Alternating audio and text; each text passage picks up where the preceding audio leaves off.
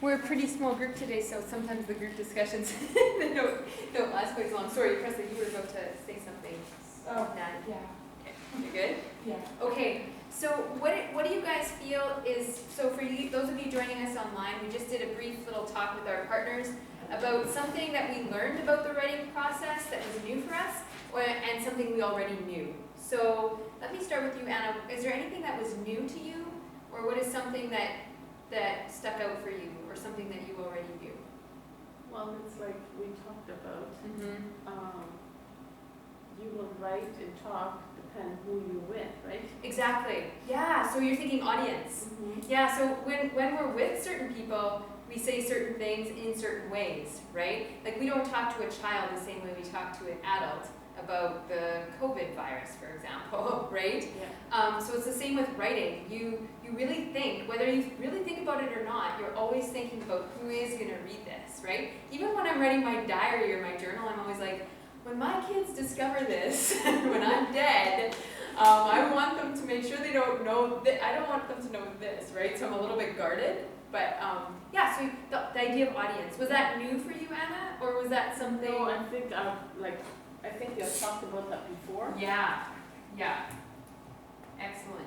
Okay, Trudy, what about for you? Something new or something you already knew? New? Oh, I guess I knew about it, but just the audience, like we just talked about the tone. Tone, yes. Yeah, so when we get more into reading, we'll talk a lot about tone. Tone, what does tone mean? What does tone mean? The way you say things. The way you say things, yeah. So we talk a lot about tone when we talk about texts and emails, okay? So if we text somebody and we're very short with them, maybe they know that's just, we're not being rude, we just know them really well. Whereas if you text me, you might, be a little kinder with your tone or your emojis because, I'm your teacher or whatever. Like, my husband, we share a cell phone. I know that's very weird, but sometimes people text me and they think they're texting me on our phone, but Bruce has the phone and he'll text back, good, yes, got it, blah.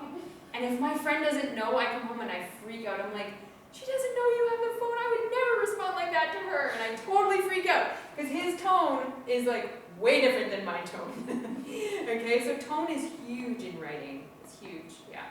Anything else, Trudy? What about you guys over here? I feel like I pretty much knew Mm-hmm. everything.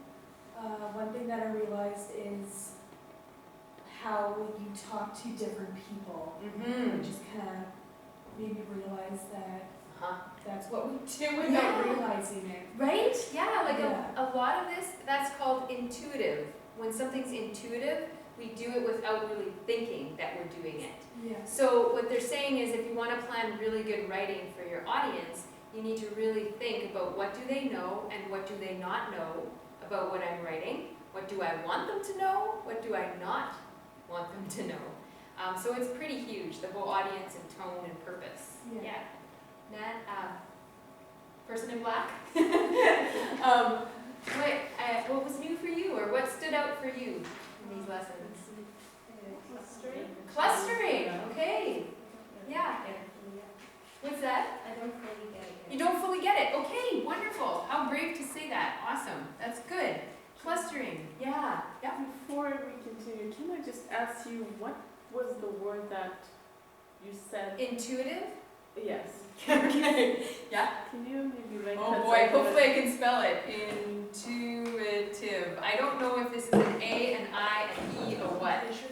Is it? Okay, thanks. Presley's our speller. Intuitive.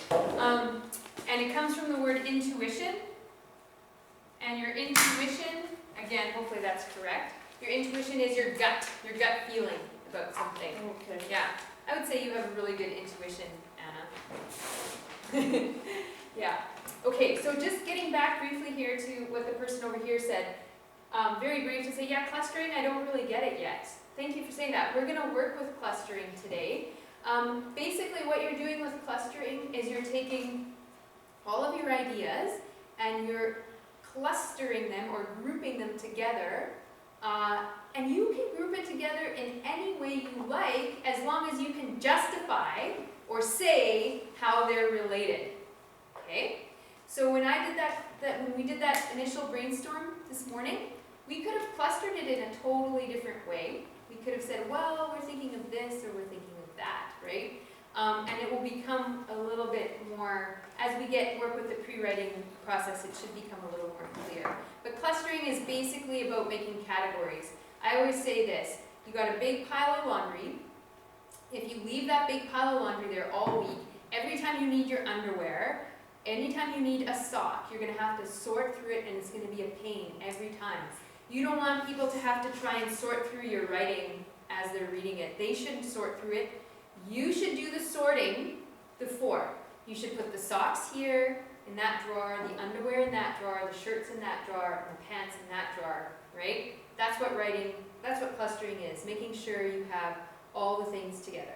The next person says, well, no, I don't want the socks in that drawer, and I want the socks and the underwear together. Well, good, do that, but just explain it to us.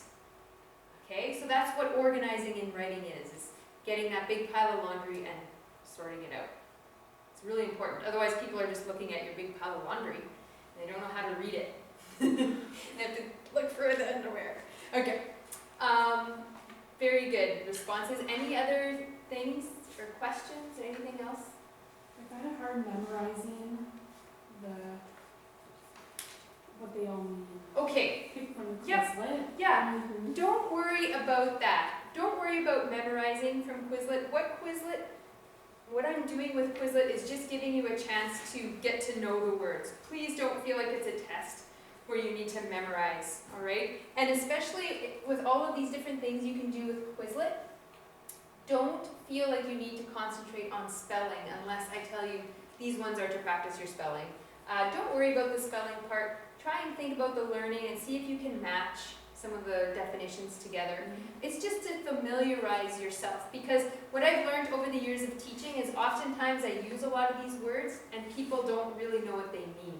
So this is just an introduction to them, and if you don't know them yet, that's totally okay, but just know that I'm going to keep using these words. So if I ever use them and you're unsure, then you can go back to that glossary, to this page, and say, oh, that's what Jamie's talking about. That's what it's for. Yeah, that's a good point. Don't worry about memorizing them, okay? So what we're going to do right now actually is look at this Quizlet a little bit, and I want you to have your glossary out. So for those of you at home, have your glossary out. And first of all, what is a glossary and where do we find a glossary? Usually. Usually in the back of the book. It's usually in the back of a book. Yeah, so a glossary is usually in the back of a book. And it's like kind of like a dictionary. It's a mini dictionary, yeah, for all the words in the book that are either bold or italicized. Okay, so I want you guys to take a look at your glossary, and I want you to shout out the words to me, the ones that are the most difficult for you to understand, or the ones that were new for you. So I'm going to already write clustering up there. So clustering, what else? Any other words that were either new for you or you were kind of a little bit unsure? Graphic organizers. Graphic organizers, yeah. Any others?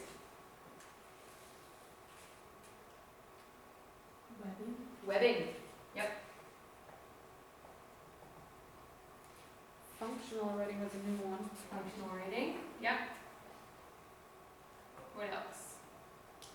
I struggle with expository. Expository, yep. Any others?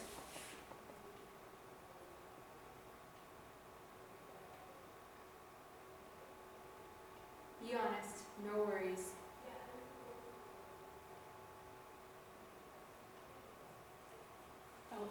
Outlining.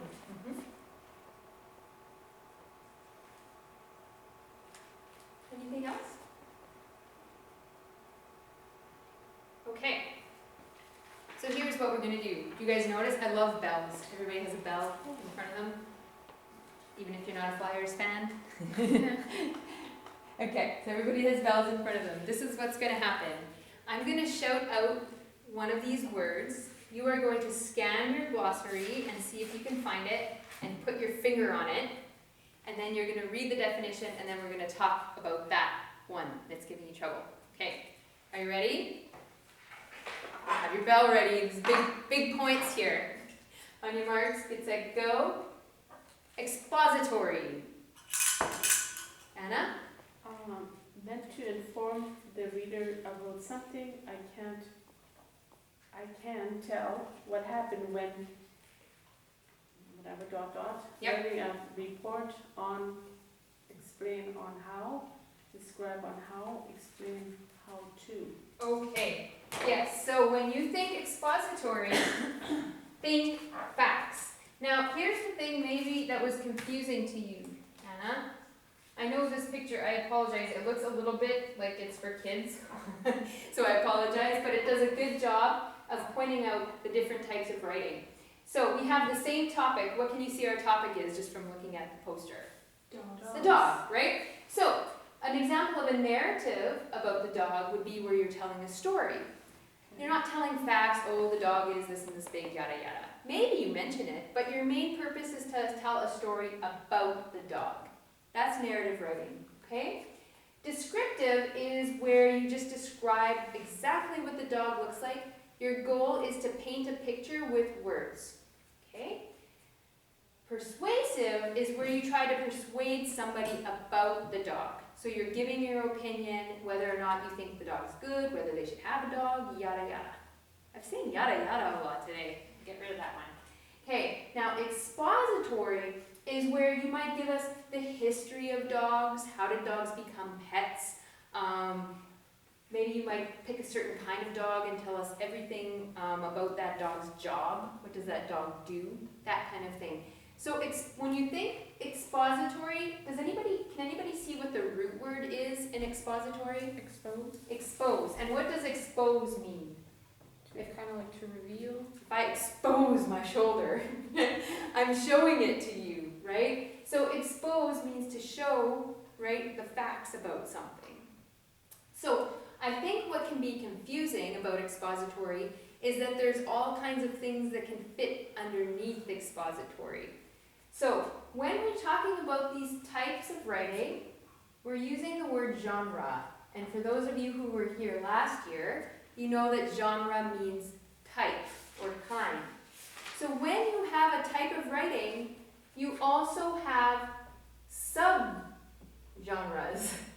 And sub means underneath. It's that kind of writing. So actually, descriptive writing could fit underneath expository. It's a kind of expository writing. Persuasive writing too, you could have facts in there. But if you think expository, think newspapers, news, think research reports, those kinds of things. Does that make sense? Mm-hmm. You're explaining the who, what, when, where kind of thing, but you're not telling a story, really. Trudy? I was just thinking about the paper I did. Maybe Okay, so the paper, we're gonna get to the papers. But here's the kicker. Something can be more than one kind of writing. Yes. That's what can be confusing, right? So you just have to think to yourself, what is it mostly? What's mostly the purpose of this piece of writing? Is it to make me laugh, cry, or is it to make me just know the facts? Okay, I know, some things can be more than one kind. Okay, awesome, that was expository. Graphic organizers.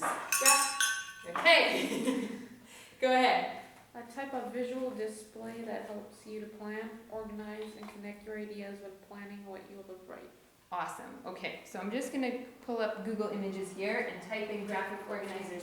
So graphic organizers are these little maps that you can get that help you plan what you want to put in there. So let's say you've done your brainstorm and now you want to organize. You want to start organizing it. And you want to find a graphic organizer. You can tell I type it in a lot. Graphic organizers for writing. So let's just take a look. Google Images. These are graphic organizing tools. Okay, so they help you. So if we look at this one's for narrative writing. it'll have spots in there that tell you everything that you should probably have in your narrative. Okay, so you want main characters, you want the setting for where your narrative takes place, and then usually a narrative organizer will have like event 1, event 2, the climax of the problem, and then the conclusion. Okay, so graphic organizers, what they do is they help you take that brainstorm and they help you organize it. I've used them for reading and writing in our class quite a bit over the years. Do you guys like the looks of graphic organizers? Like, do you feel like something like this would help you get your things in order? Yeah? Yeah, they are very helpful. Other people just are kind of like, I don't know, and they'll like write one word in the spot and have trouble, fitting it in there. So some of the stuff you were working with was already kind of graphic organizers. I was asking you to brainstorm, and then the clustering map that you had, that's a graphic organizer. Yeah.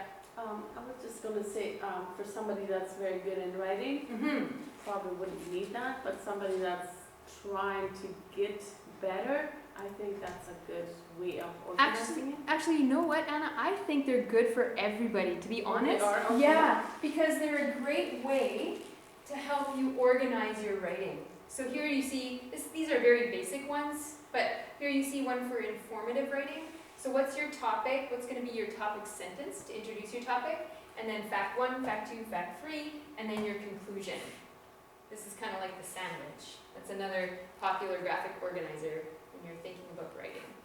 Yeah, but yeah, no, you're right. Like some writers might want to draw their own.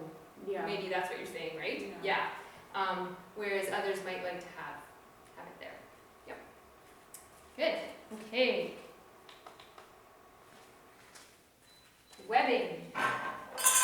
Yep.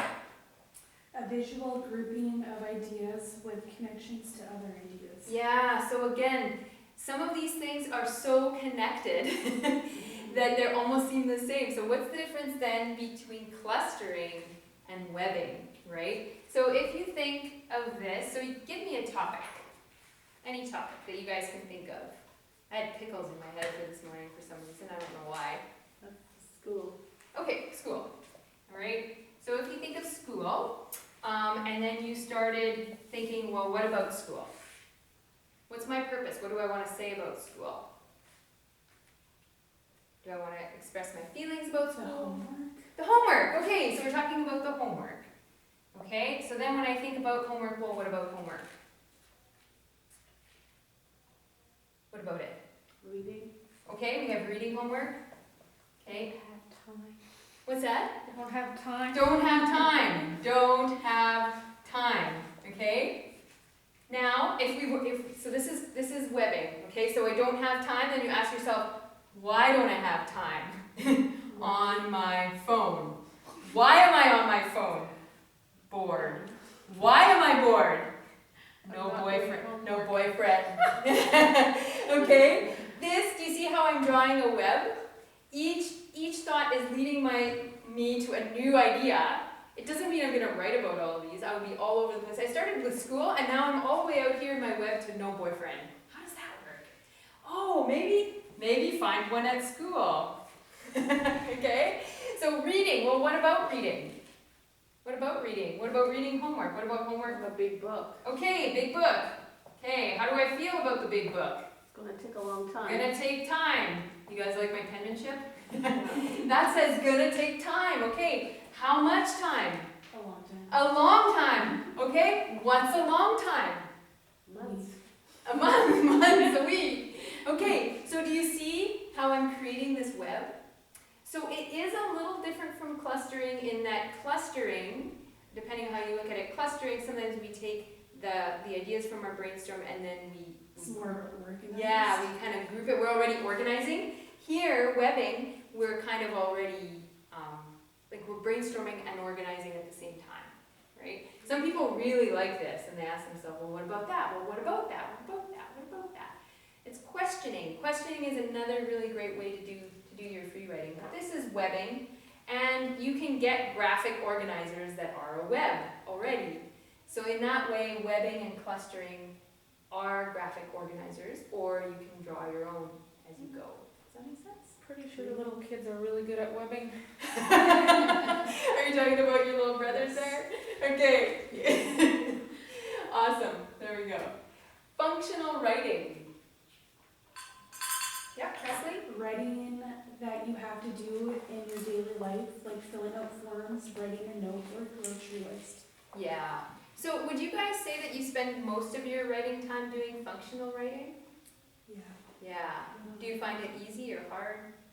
Easy. Easy. It's not very creative, right? You don't really get to practice a lot of, writing techniques, but functional writing is probably the writing we do most. I would put texts in there too. Texts is a hard word to say. Yeah, so that's functional writing. Any other questions about functional writing? Lists, notes, those kinds of things. Functional, what does the word functional mean? If something functions, that means it works, right? It's working, so that means functional, we have to do this kind of writing so that things will work and flow and all that kind of stuff. Okay. I don't think, do we need to do clustering? Does everybody feel okay about, okay, clustering. Find clustering. Yeah, pretty. Organizing ideas into related groups to before you. Maybe there's a typo. Organizing ideas into related groups to before you. Oh yeah, begin before you begin writing. So we could, decide we want it into related groups before you begin writing or to begin writing. Yeah, one of those. Typo, big time. Okay. Yeah, so with clustering, we maybe have thought of all these ideas and they're just in a big mess on the page, and then we want to bring them together in groups that make sense. Now here's the thing, when you're clustering, so you're going from your brainstorm to your cluster, do you need to cluster all of your ideas? No. You might decide, oh, you know what, that one doesn't really fit and I don't really, want to write about it. The other thing is, once you have your ideas clustered and you begin writing your first draft, do you have to include all of the ideas that you clustered? No. It's not like you have to get it in there.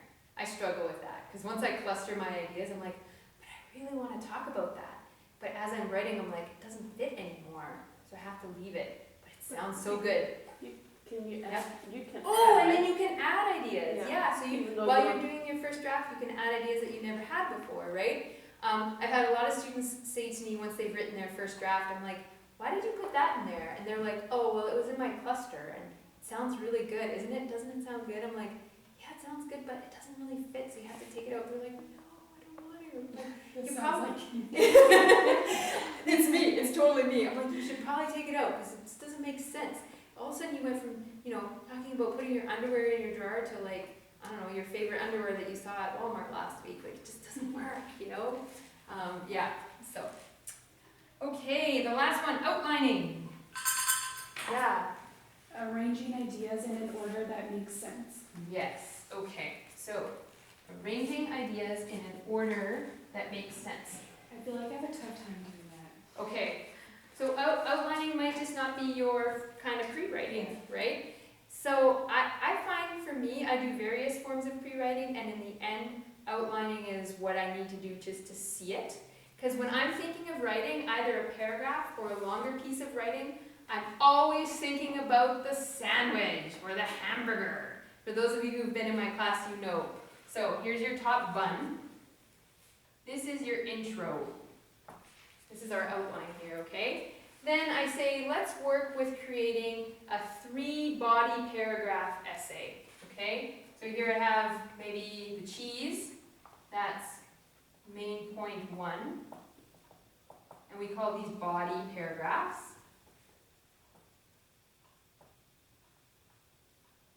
And then maybe I have the meat, or maybe the meat was first. That's my second main point, main point 2. And then I have my third main point, main point 3. And then I have my conclusion. So whether I'm writing a simple paragraph or a longer piece of writing, this is my go-to, all right? Now I can look at my brainstorm or my clusters or all of the stuff I've done, and I can make it even more clear for myself, all right? What do I want to say in the intro? I want to make sure I'm introducing my 3 main points in my introduction, and I want to introduce my topic, okay? Then, for my first main point, what are my details? First of all, what's my topic sentence? And then what are my details? And the same for these. So now, basically, if I've done a good cluster, all I'm doing is moving my clustering into these spots. But it helps me to see it in a line. So I start off really messy, and then I slowly want to work my way to this. Some people can go straight to this from a brainstorm. I like to kind of play around with it a bit and make it look really messy. And then in the end, before I actually start writing, I like to see my outline like that. That's an outline. Does that make sense? Yeah. Yeah. It makes sense until you want to do it. Right. Isn't that cool? Okay. So what we're going to do now is I'm going to pull up some of the things that you had in your package. So I'm going through the package here, so that was Quizlet, and now we're going to look at this handout, different kinds of writing. So it looks like this, different kinds of writing. And I'll pull it up on here. And I'm going to stop this and start a new video because these long videos are really hard to pull